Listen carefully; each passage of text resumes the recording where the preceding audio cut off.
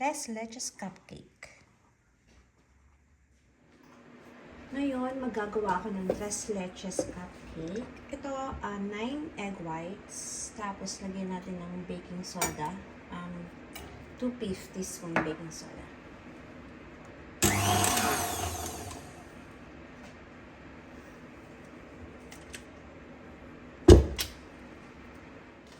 Whisk natin until soft peak.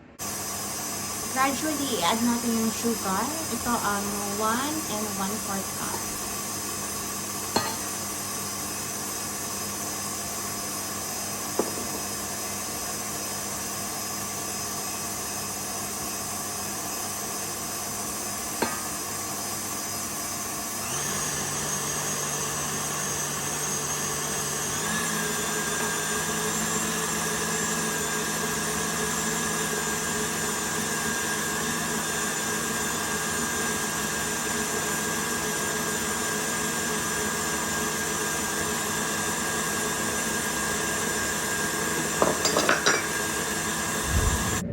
Stage, add naman natin yung ating 9 egg yolks.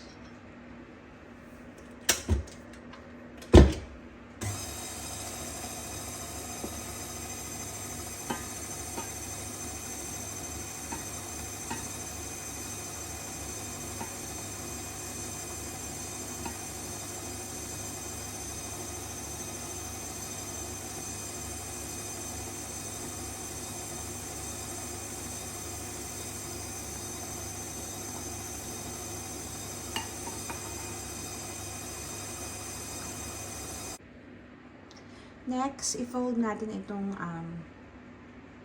flour and melted butter na 160 grams unsalted.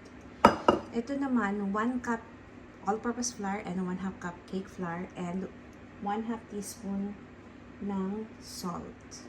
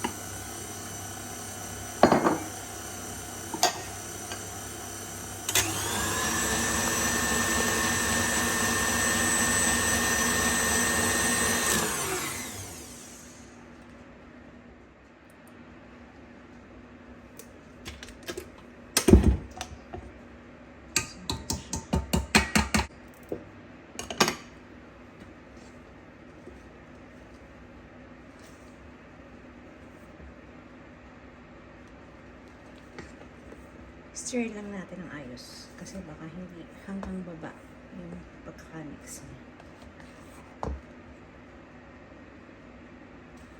So, ayan siya.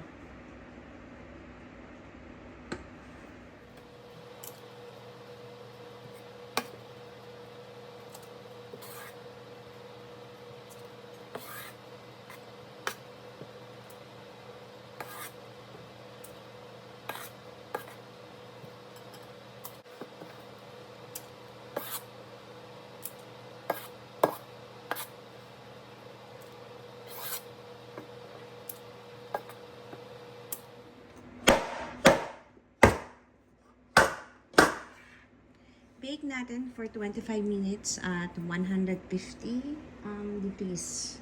Fan force yung oven ko, so sa 150 ko lang siya nilalagay kasi masyadong mainit. Yung tres leches cupcake, nakababad siya sa tatlong klaseng milk. So, gawin natin siya evap. Pagsamasamahin nyo lang yung evap. Condensed milk.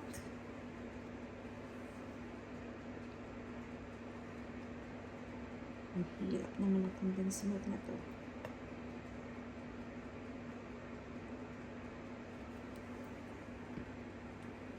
At saka, peak and cream.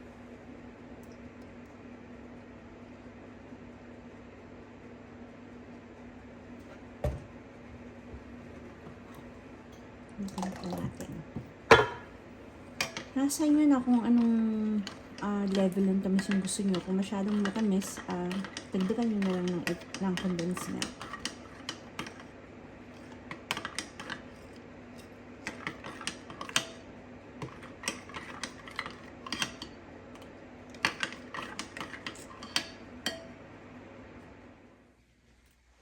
Pinopoke ko yung cupcake para madali niyang ma-absorb yung mixture ng mga milk. Pwedeng toothpick, pero ako prefer ko na gamitin yung fork kasi mas mabilis.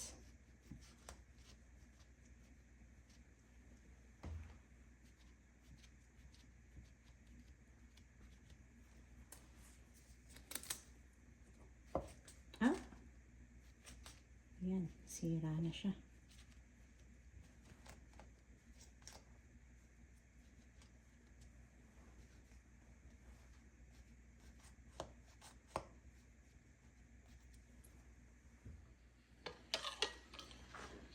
Gusto ko lang siyang moist. Ayoko siyang masyadong malambot or soggy. So, 2 tablespoons lang ng mixture yung nilalagay ko bawat cupcake.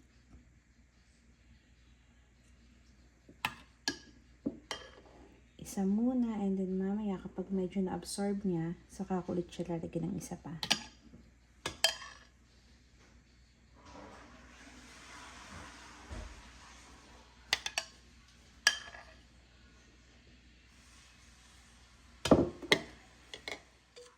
Ayan, kung mapapansin nyo, na-absorb niya na yung milk mixture. Ito, hindi ko siya nilagyan ng milk kasi extra lang naman siya. Tapos, ngayon, lagyan ulit natin ng another tablespoon. Para hanggang ilalim yung mabasa sa kanya.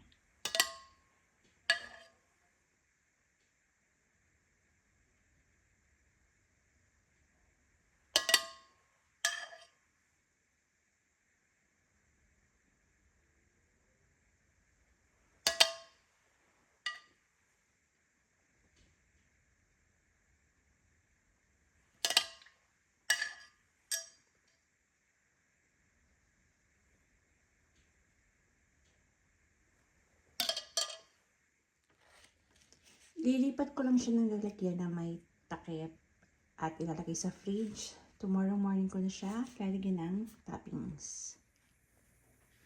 Lagyan natin ng frosting. Ang ginamit ko, thickened cream. Nilagyan ko ng kaunting cream cheese at saka sugar. Kung may dulce de leche, sometimes yun yung nilalagay ko instead of sugar.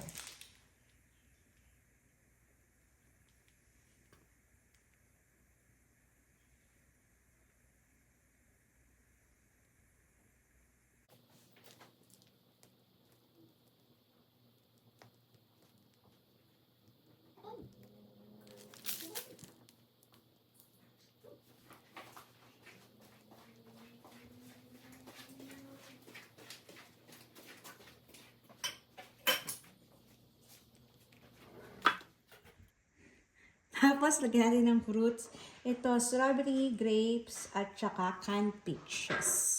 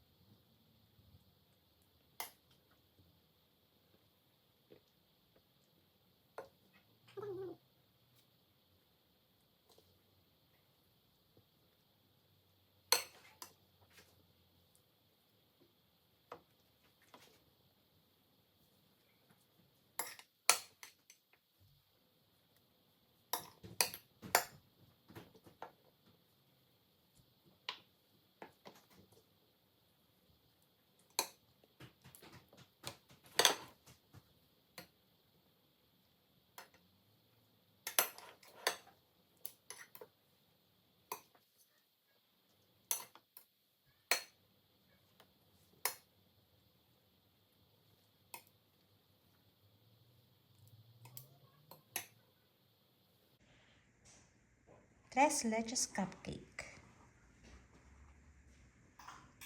Yun lang, babush!